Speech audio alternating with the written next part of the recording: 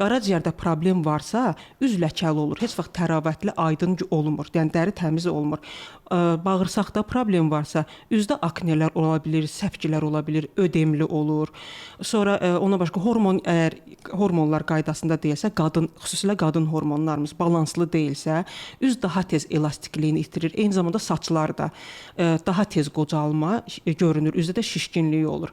Yəni bunların hamısı öyrənilir ilk mərhələdə. Ona uyğun müalicə təyin olunur. Yəni dəstəkləyici.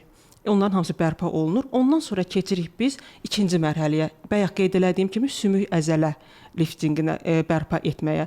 Çünki onlar da yəni zaman keçdikcə reduksiya olunur və onları necə dəstəkləyirik? İlk daxildən, yəni çatışmayan qida əlavələri, amma zərərsiz və tam təbii tərkibli. Yəni hamısı qaraciyər üçün də, hormon üçün də, bağırsaq hamısını, yəni biz o formada gedirik. Yəni dərin molekulyar formda yox.